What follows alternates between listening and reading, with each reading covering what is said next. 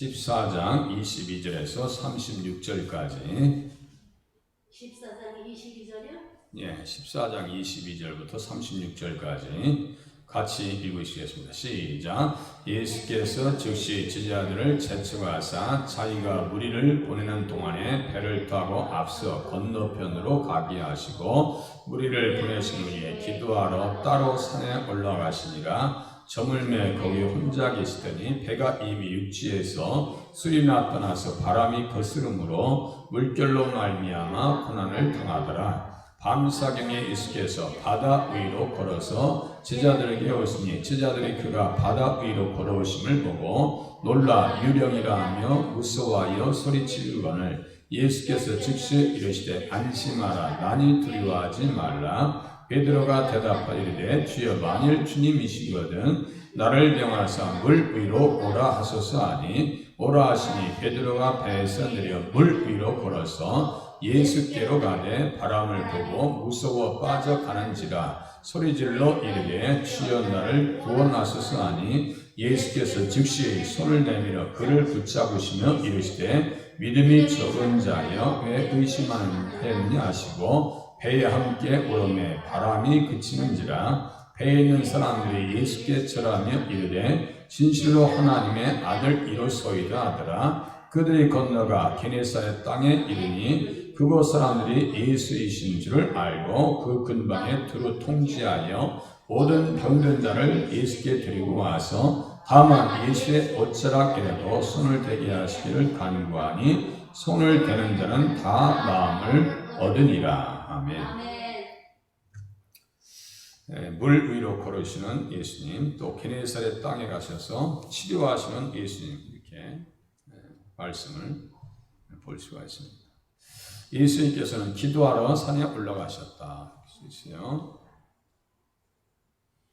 예수님은 전능하신 하나님이신데 기도하신단 말이에요. 우리들은 그렇게 능력이 충만하지도 않은데 기도하지 않는 것 보면 아직도 예수님 믿는 것에 익숙하지 아니한 이런 것을 알 수가 있어요. 오병이어의 큰 역사를 이루시고 사람들이 예수님에게 와서 억지로 임금을 삼으려고 합니다. 억지로 임금 삼으려고 해요. 그래서 그때 혼자 산으로 가셨다.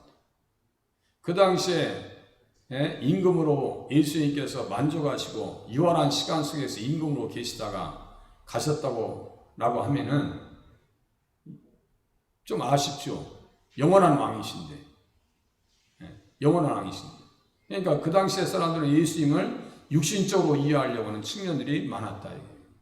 정치적인 메시아. 그래요. 정치적인 메시아. 그냥 단지 해방만 시켜주면 된다라고 생각해서 예수님을 임금으로 그냥 먹는 것만 해결해주면 된다 생각해서 임금을 삼으려고 했는데 예수님께서는 어떻게 하셨다고요? 기도하러 따로 산에 올라가셨다. 가난한 자들의 소원은 굶주림에서 해방되는 것입니다. 하지만 예수님은 육신의 굶주림뿐 아니라 영혼의 굶주림까지 해결하시기 위해서 이 땅에 오셨다는 것을 우리가 깨달으실 필요가 있습니다. 나는 생명의 떡이다. 사람이 떡으로만 살 것이 아니요 하나님의 입으로부터 나오는 모든 말씀으로 살 것이다. 그러니까 영혼과 육신을 살리시려고 예수님께서 오셨죠. 육신만 살리려고 예수님 오신 것이 아닙니다. 누구든지 목마르거든 내게로 와서 마시라. 주님께서 말씀하신단 말이에요. 내 살과 피를 먹어야 된다. 이렇게 말씀하십니다. 육신의 양식 플러스 영혼의 굶주림까지 해결하시려고 이 땅에 오셨어요. 그래서 예수님은 사람들의 관심, 어떤 관심이에요? 정치적인 메시아. 그 당시에 그냥 이스라엘 백성들을 해방시켜주는 다윗 정도의 메시아. 이거 다윗 이상의 메시아. 온 인류의 메시아. 온 인류의 구세주로 오시는데 그 당시의 사람들은 생각이 좁았다고요. 우리가 예수님 믿는데 우리의 생각도 넓은지 한번 생각해 보세요. 예수님 믿어서 우리는 그냥 단지 육신적으로 잘 되기만을 위해서, 건강하기만을 위해서 그야말로 축복받기만을 위해서 기도 생활하고 있지 않은지 우리가 한번 생각해 보시죠. 저 천국은 잘 안 보이고 영원한 세계는 안 보이고 있다 이것만 구하고 있는지 우리 스스로 진단해 볼 필요가 있습니다. 억지로 임금 삼으려고 했던 사람들의 욕심이 바로 거기에요. 기도하고 있을 때 배가 이미 육지에서 술이나 떠나서 바람이 거스름으로 물결로 말미암아 고난을 당했다. 밤사경에 예수께서 바다 위로 걸어서 제자들에게 오셨다. 이렇게 말씀하고 있어요. 하나님의 나라를 전파하시는 일에 피곤하시고 그야말로 식사할 겨를도 없었어요. 네, 식사할 겨를도 없을 정도로 하나님의 말씀을 전파하시고 기도하시는 일에 지치신 몸이시라면 깊은 잠에 드실 시간이었습니다. 어떤 시간이라고요? 밤사경에. 밤사경. 자, 1경, 2경, 3경, 4경이 있겠죠? 1경, 2경, 3경, 4경. 그러니까 저녁 6시부터 그 다음날 6시간이니까 12를 4개로 나누면 4, 3, 10이잖아요. 3시간씩, 3시간씩. 그러니까 1경은 6시부터 9시, 2경은 9시부터 12시, 12시부터 새벽 3시까지가 3경, 새벽 3시부터 6시까지가 4경이네요. 그러니까 예수님께서는 기도하러 따로 산에 가셨는데 어떻게 기도하신 거예요? 밤새 기도하신 겁니다. 밤새 기도하신 거예요. 우리는 1시간도 기도 시간 채우기가 쉽지 않습니다. 일정하게요. 1시간씩 딱 정해가지고 하나님 앞에 기도하는 것도 쉬운 것은 아닙니다. 그죠? 새벽 예배도 쉬운 것은 아니고. 예수님은 밤이 맞도록 기도하셨다고. 잠이 그야말로 쏟아지는 그 시간. 네, 이번 주 주일은 유두고에 대해서 같이 한번 생각해 볼게요. 네, 유두고도 잠을 못 이겨가지고 3층에 떨어져가지고 죽었다 살아났잖아요. 그래서 제자들의 배가 육지에서 떠나 밤 사경쯤에 바람이 거슬려 고난을 당하고 있는 현장을 우리 주님께서 보시고 외면하지 않으십니다. 외면하지 않으세요.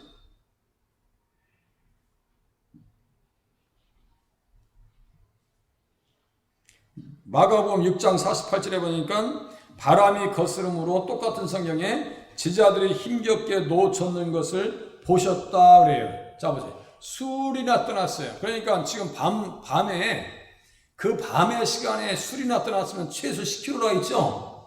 최소 10km인데 여러분들 지금 밤이 이제 낮이 좀 짧아졌죠. 밤이 길어졌고 새벽에 가서 보세요. 1km 보입니까? 안 보여요.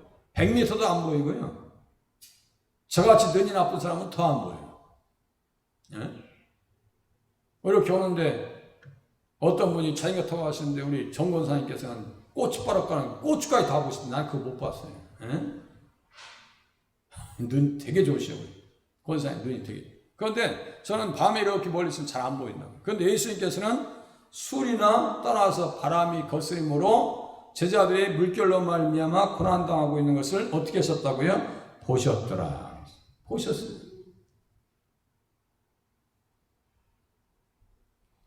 제자들의 고난을 외면하지 않으셨습니다. 애굽에서 당신의 백성들이 당하는 고통을 보시고 부르짖음을 들으시고 근심을 알고 찾아오신 것과 같은 장면입니다. 지금 내용만 다르죠? 출애굽기 3장에 보니까 여호와께서 내게 이르시되 내가 애굽에 있는 내 백성의 고통을 분명히 보았다 그랬어요. 우리들은 하나님의 눈길을 의식하지 못할 수가 있어요. 그러나 주님은 계속해서 우리를 보십니다. 우리 애기들 키울 때 갓난 아이들이 이제 아장아장 걸어다니는 아이들이 엄마의 시선을 의식을 해요, 안 해요? 안 해요. 그냥 사방팔방 뛰어다니지. 애들이 무슨 의식을 해요. 엄마의 시선을 전혀 의식하지 않고 그냥 덮어놓고 걔들은 믿어. 그냥 막 뛰어다녀요. 예, 제가 전도하다 보니까 꼬마이가 이제 걸어서 이제 아빠 손잡았어요. 잠깐 노니까 얘가, 이 도로 있죠? 그 도로 선악장에 가면 도로 넓은 게 있어요. 글로 막 뛰어가는 거예요. 아빠가 깜짝 기겁해가지고 그냥 애를 붙잡느라고 정신없어. 애는 아빠의 시선에도 엄마의 시선을 의식도 안 해요. 우리가 그렇게 살고 있는지 아는지, 그렇게 살고 있지 아니한지 한번 생각해 보시라니까. 하나님의 시선을 의식하고 있는가? 다 고난의 현장을 보셨습니다. 고통을 보셨고 그들의 감독자로 말미암아 부르짖음도 들으셨다. 그리고 그 근심도 아셨다. 속에 있는 것까지 다 아시고 목소리도 다 들으시고 제자들이 바람 때문에 거슬림 당하고 있는 그 현장을 우리 주님께서 보셨습니다. 메시아 창조주 예수님께서 제자들이 당하고 있는 고통의 바다 위를 새벽 3시에서 6시경에 찾아오십니다. 아, 보니까 예수님은 고난의 현장을 찾아오시는 분이구나. 그냥 이 말씀 그대로 우리가 믿으셔야 돼요. 이걸 또 생각하고 계산하고 하나님께 나를 사랑하실까? 내가 이렇게 힘들어하고 있는데 예수님은 내 마음을 아실까? 그런 생각하지 마시고 내가 그렇게 생각하고 있는 자체가 잘못됐다고 하는 것을 깨달으시고 하나님 앞에 무엇을 달라고 기도하셔야 돼요? 믿음 달라고 기도하시길 바랍니다. 아멘. 주님이 나를 안 보시는가 봐. 주님 나의 문제 가운데 간섭하지 않으시는가 봐 라고 이야기하기 전에 그런 마음이 생기기 전에 어떻게 하라고요? 하나님, 주님이 나를 돌보시고 나를 아시고 나의 근심도 아신다고 하는 그 믿음을 나에게 허락해 주시옵소서. 기도하실 수 있기를 바랍니다. 부지런히 염려하지 마시고 걱정하지 마시고 나를 위해서 예비하신 것이 너무 크다고요. 자, 제자들이 그가 바다 위로 걸어오심을 보고 놀라 유령이라 하며 무서워하여 소리 질렀다. 그랬어요. 이런데 밤에 막 그냥 파도치고 이제 생명이 넘어가려고 잘못하면 죽어. 거기에서 생각해 보세요. 그 순간에 얼마나 많은 생각들이 떠올랐을 거예요. 저는 이제 추석 때가 다 됐잖아요. 이상하게 제가 초등학교 5학년인가 6학년 때인가 중학교 1학년쯤 된가 초등학교 때인가 초등학교 6학년쯤 됐겠네요. 아, 우리 작은 누님이 추석 때 방앗간이 상당히 멀리 떨어져 있었어요. 그런데 아침 일찍 새벽에 해도 안 떴는데 새벽 시간이 한 4시, 5시 된 것 같아.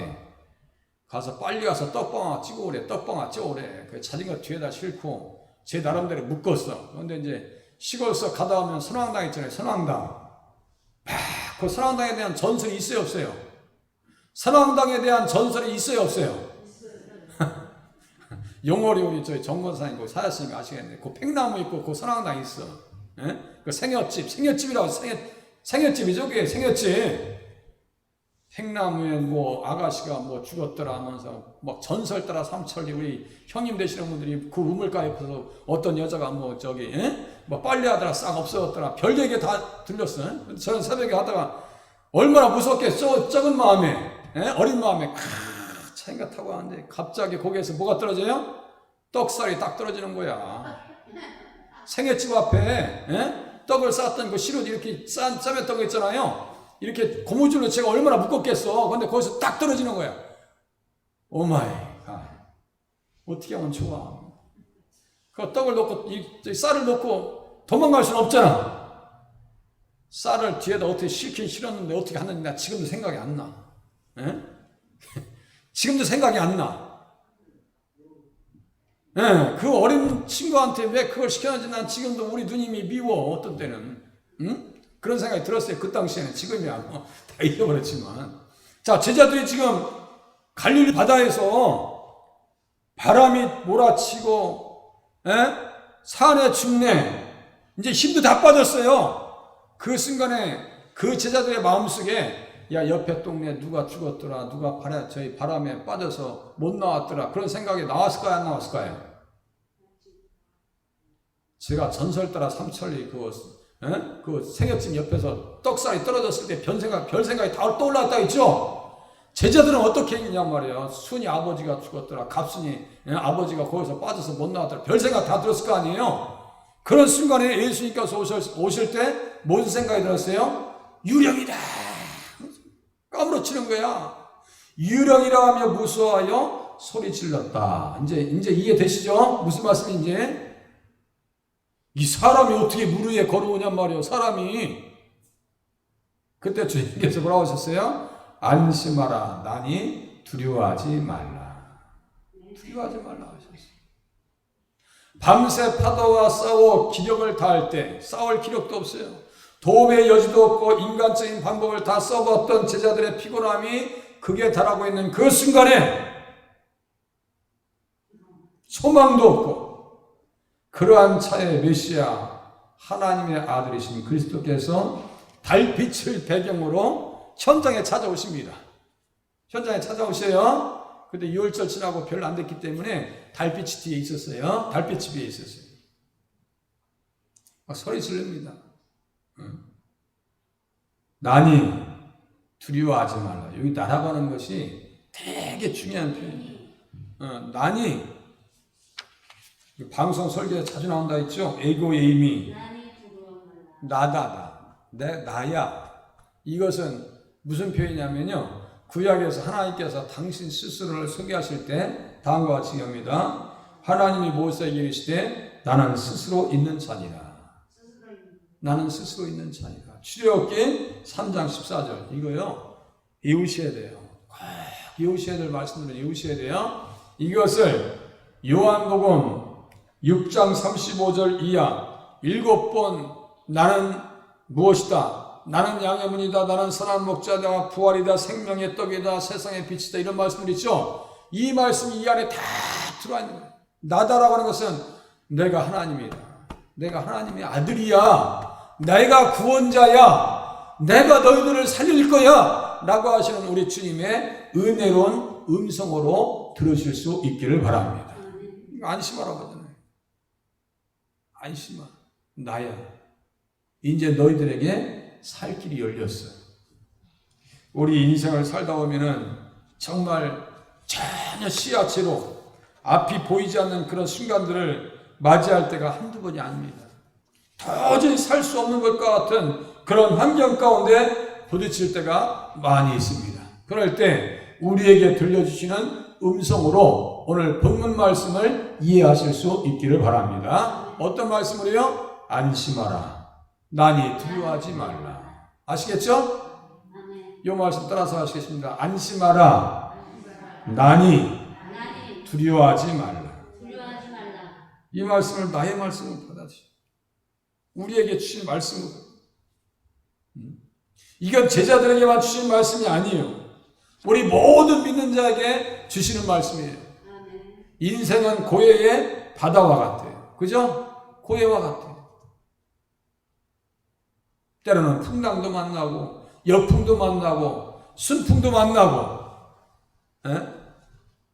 우리 권사님들 다 역전에 용사하시잖아. 우리 원권사님도 요양병원에서 퇴원해서 오셨잖아. 에? 우리 김정자 권사님께서도 폐암을 극복하시고 지금 전혀 흔적도 없이 없어지셨잖아. 이런 은혜가 어디 있어요? 그 순간 우리 김정자 권사님 그 암이라고 했을 때 지금 지났으니까 괜찮아요. 대화해도 괜찮죠? 그런 진단이 나왔을 때 우리 권사님 생각이 어떤 생각 들었어요? 한번 말씀해 보세요. 우리 김정자 권사님께서 한번 우리 폐암이라고 하는 진단이 딱 떨어졌을 때 어떤 생각 드셨어요? 우리 권사님 한번 말씀해 보시죠. 괜찮아요. 어떤 생각 들었어요?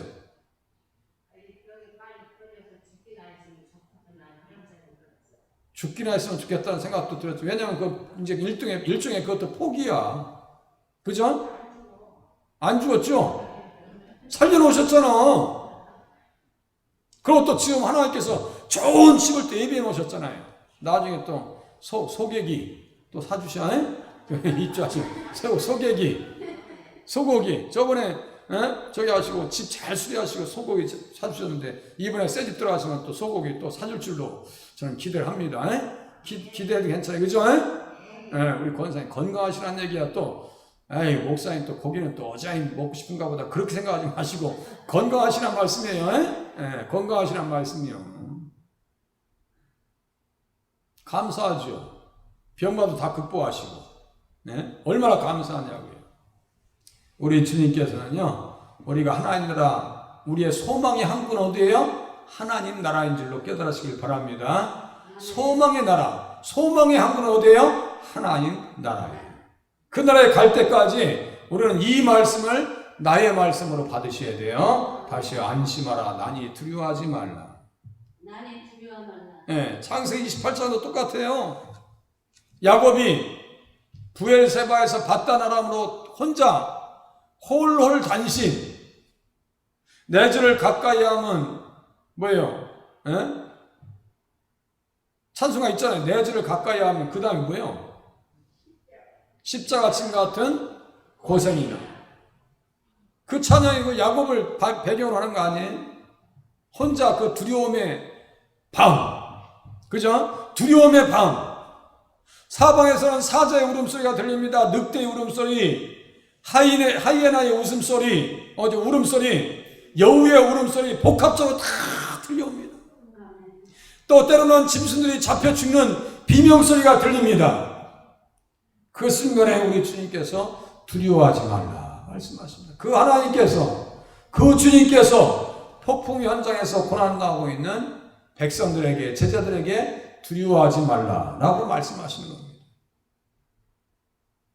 인생의 고독한 밤, 외로운 밤이 찾아올 때 우리 주님께서 그 현장에 찾아오시는 줄로 깨달으시길 바랍니다. 오셔서 무슨 말씀하실까요? 네? 베드로는 생전 처음 물 위를 걸어갑니다. 베드로 이후에 또 없을 거예요. 어떤 이단 교주는 또 물 위에 걷는 훈련한다고 그래요. 참. 별 사람 다 있어. 14장 28절 베드로가 대답하여 이르되 주여 만일 주님이시거든 나를 명하사 물 위로 오라 하소서. 물 위로 오라 하소서. 오라 하시니 베드로가 배에서 들여 물 위로 걸어서 예수께로 갔다. 이렇게 말씀하셨어요. 예수님 바라보면 물 위로 걸을 수 있구나. 물 위로 걸어오시는 창조주를 성난 파도가 흔들 수가 없었습니다. 시편 65장 7절에 보니까 바다의 설렘과 물결의 흔들림과 만민의 소요까지 우리 주님께서 진정시키신다라고 써 있어요. 또 시편 89장 9절에 보니까 주께서 바다의 파도를 다스리신다고 했어요. 바다의 파도를 다스리신데요, 그 파도가 일어날 때 잔잔하게 하시나이다 라고 말씀하고 있어요. 실질적으로 말씀하셨죠? 잔잔하라 하시면 파도가 잔잔해요. 시편 93장 4절에 보니까 높이 계신 여호와의 능력은 많은 물소리와 바다의 큰 파도보다 큽니다 라고 써 있어요. 바다보다도 크고 파도보다도 크다라고 써 있어요. 바다와 파도가 우리 주님께서 정하신 경계선을 넘지 못합니다. 물 위의 사정도 아시지만 물 속의 사정도 우리 주님께서 잘 아십니다. 물 속의 사정 어떻게 아실까요? 야, 너희들 선생을 왜 성전세를 내지 않느냐? 그러니까 주님께서 말씀하세요. 야, 가서 그물을 내려. 물 속에 고기 한 마리가 잡힐 건데 그 안에 뭐가 있어요? 돈이 한 세겔이 있을 것이다. 너하고 나의 성전세를 갖다 내. 이렇게 말해요. 물속의 사정을 잘 아시요 몰라요? 아십니다. 물고기들 많이 있는지 없는지를 주님께서 아시요 모르세요? 아십니다. 그러니까 제가 무슨 말씀을 했어요? 우리 주님에게만 맞추시면 살 수 있다니까. 우리 주님에게만 맞추시면 살 길이 열린다니까요. 자기 정신으로 살려고 하니까 베드로처럼 빠져 들어가는 거예요. 우리 주님만 바라보면요, 성난 파도가 세상이 우리를 들어삼킬 수 없다고 하는 사실을 깨달으시기를 바랍니다. 주님의 오심을 확신한 베드로가 말합니다. 주여 나를 명하사 물 위로 오라 하소서. 오라 하시니 베드로가 배에서 내려 물 위로 걸어봅니다. 아마도 물 위를 걸어본 사람은 베드로 외에는 없을 듯합니다. 그죠? 없어요. 뭐 누가 있겠어요? 그런데 문제는 뭐예요? 주님을 바라보다가 어디를 봤어요? 바람을 바라보았다. 주님을 바라보다가 어디를 봤어요? 세상을 바라봅니다. 예수님 바라보다가 이스라엘 백성들이 이스라엘 애굽의 감독자들에게 매맞고 채찍질 당하니까 마음이 다칩니다. 비슷한 거예요, 지금이요. 바람을 보니까 뭐가 왔어요? 두려움이 찾아왔습니다. 무서워서 빠져가는지라 소리질러 이르되 주여 나를 구원하소서. 우리가 다 기도해야 돼요. 주여 나를 구원하소서. 예수께서 즉시 손을 내밀어 그를 붙잡으시며 이르시되 믿음이 작은 자여 왜 의심하였느냐 하시고 배에 함께 오르매 바람이 그치는지라. 이 두려움은요, 믿음을 잃어버렸을 때 찾아옵니다. 두려움은 보세요. 믿음의 주 예수님을 바라보는 한 성난 파도와 심해가 베드로를 삼킬 수가 없었습니다. 주님만 바라보면 모든 문제에서 자유할 수가 있습니다. 자유할 수가 있어요. 하지만 베드로가 바다를 보고 파도를 바라보니 두려움이 그 심령을 지배해버리고 맙니다. 무섭다고 써있잖아요. 두려움은 불신앙과 세상에서 찾아오는 감정인 줄로 깨달으시길 바랍니다. 신앙생활에도 두려움이 와요, 안 와요? 시시각각옵니다. 조금만 우리 주님과 멀어지고 정사적으로 조금만 멀리 떨어져 있고 말씀 앞에서 조금만 좀 멀어지고 기도생활 하지 아니하면요, 두려움이 우리의 심령을 다스린다. 하나님과 멀어졌을 때 두려움이 찾아왔더라. 그게 누구예요? 창세기 10장 3장 10절에 보니까 내가 동산에서 하나님의 소리를 듣고 내가 벗었으므로 두려워하여 숨었나이다. 하나님께서 하지 말라는 거 하니까 두려움이 찾아왔죠.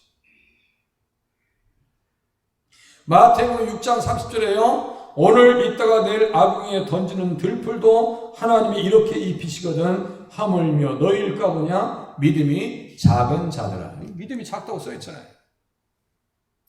아담과 하와가 나무 뒤에 숨어서 하나님을 두려워했을 때는 믿음을 잃었어요? 아니면 믿음 충만했어요? 믿음을 잃었어요. 잃는 순간 하나님이 두려워졌습니다. 하나님의 말씀을 어기면 어떠한 감정이 우리를 다스린다고요? 두려움이 다스리더라. 먹고 사는 거, 새벽에도 말씀드렸어요. 믿지 않는 사람들도요, 야, 산입에 거미줄 치겠느냐. 이게 지금 우리 교회 이제 오신 지 별로 안 됐어요. 지금 코로나 때문에 못 나오시는데, 지금 우리 바로우의 형님이 교회 오시기 전에 한참 전에, 나 그때 목사였어요. 그 형님 사업장에서 개척교회 때 좀 아르바이트를 했었는데, 그 회사가 어려워질 때 그러시다니까. 산입에 거미줄 치겠어. 그러더라고.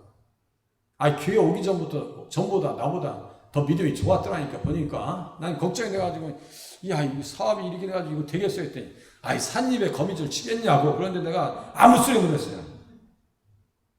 믿지 않는 사람들도 그 얘기하는데, 성경에서 뭐라고 하시는 거예요? 지금 주님께서 다시 읽어드릴게요.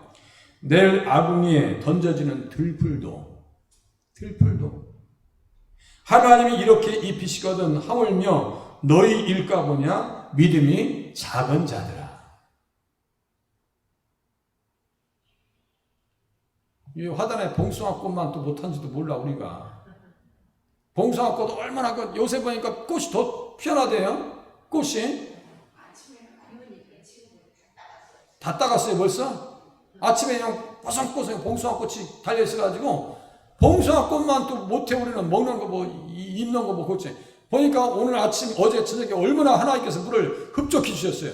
그래서 내가 밖에다 수도 빼가지고 수도 배관해가지고 물을 그 전에 줬을 거 아니에요. 지나가시는 어떤 어르신이 그래. 잘 아시는 분인데 우리 봉사할 때 문조 사오신 분인데 목사님 그 물 줄 때는 밤에 주셔야 돼. 낮에 보면 주나 많아요. 그러라고 했어요. 그래 내가 그래도 줘야 되겠어요. 이제 줬는데 그 물하고 하나님께서 어제 흡족하게 내려줬던 빗물하고 어떤 게 훨씬 나아요? 하나님께서 내려주신 빗물이 훨씬 낫더라 이거예요. 그거 제가 물 주고 나니까 별로 걔들이 기분 좋은 것 같지 않아요. 그런데 오늘 아침에 보니까 비가 흡족히 내린 뒤에 그 화단에 얘들 얼굴을 제가 쭉 봤어요. 했더니 아주 다들 빵긋빵긋 웃고 있는 것 같아. 하나님께서 주시는 것이 더 확실하죠. 그죠? 하나님께서 지금까지 우리에게 먹여주셨고 입혀주신 줄로 믿으시길 바랍니다. 이거 더 중요한 거예요. 이게 아주 중요한 말씀이에요. 자, 배에 있는 사람들이 예수께 절하며 이르되 진실로 하나님의 아들 이로소이다. 이게 정답이에요.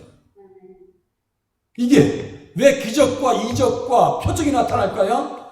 바로 이게 정답이라고요. 이게 하나님의 아들 메시아이신 것을 증거하기 위해서 예수님께서 기적과 이적을 행하셨을 뿐만 아니라 그것을 정확하게 그 의도를 이해한 마태와 마가와 누가와 요한 사도들이 이 말씀들을 성경 기자들이 정확하게 이 대사를 놓습니다. 이게 핵심이에요. 하나님의 아들이십니다. 이거예요. 예수님께서 하나님의 아들 메시아가 되심을 확증하기 위하여 기적에 대한 이야기를 선별하여 복음서에 기록합니다. 뭐 때문에요? 하나님의 아들 메시아 되심을 확증하기 위해서. 이게 중요한 거예요. 이 말씀을 믿어야 생명이 있어. 이 말씀을 믿어야 우리가 천국에 갈 수 있어요. 이 말씀을 믿어야. 구약의 아브라함의 자손과 다윗의 자손으로 예언되어진 하나님의 아들이시라는 증거들을 명백하게 남깁니다. 이렇게. 그래서 예수님께서 제자들 앞에서 이 책에 기록되지 아니한 다른 표적도 많이 행하셨으나 오직 이것을 기록함은 표적, 이것을 기록함은 너희로 예수님께서 하나님의 아들 그리스도이심을 믿게 하려 하며 이거예요. 믿으라고. 믿어서 어떻게 하라고요? 믿고 그 이름을 힘입어서 생명을 얻게 하려 함이라. 이게 정답입니다. 이 생명은 영원한 생명입니다. 무슨 말씀인지 아시겠죠? 이 생명은 영원한 생명입니다. 영생이라고요. 게네사렛 땅에 갔습니다. 그곳 사람들이 예수이신 줄을 알고 그 근방에 두루 통지했다. 전도했다는 얘기예요. 모든 병든 자를 예수께 데리고 와서 다만 예수의 옷자락이라도 손을 대게 하시기를 간구하니 손을 대는 자는 다 나음을 얻으니라. 이것도 중요한 말씀이 들어있어요. 그러니까요, 성경이 얼마나 귀한지 다 끝났어요. 이제 다 끝났어요. 유대인들은 겉옷에 옷단 귀에 술을 만들어 달았습니다. 이유는 계명을 기억하여 방종하게 하는 자신의 마음과 눈의 욕심을 따르지 않기 위함입니다. 그래서 예수님의 옷자락을 붙잡고 있다는 것은 뭐예요? 말씀을 의지했다는 얘기예요. 많은 병자들이 와서 예수님의 옷자락에 손을 댄 것은 불신과 잘못된 행실을 회개하고 치료의 말씀을 의지했다는 뜻입니다. 말씀. 그동안 무엇을 회개했다는 거예요? 눈의 욕심을 따랐습니다. 방종했던 삶을 내가 살았습니다. 라고 하는 그 회개의 마음으로 예수님의 옷자락을 잡았다는 얘기예요. 이것이 어디 나오느냐? 민수기 15장 39절. 이 술은 너희가 보고 여호와의 모든 계명을 기억하여 준행하고 너희를 방종하게 하는 자신의 마음과 눈의 욕심을 따라 음행하지 않게 하기 위함이라. 예수님의 옷자락을 잡았다는 것은 계명을 기억하고 준행하겠다고 하는 의지까지 포함되어 있습니다. 하나님, 이제 예수님, 나 예수님과 함께 같이 말씀으로 동행할 거예요 라고 하는 뜻입니다. 아시겠죠? 예수님 옷자락 붙들고 사시면 치료를 경험하실 수 있습니다.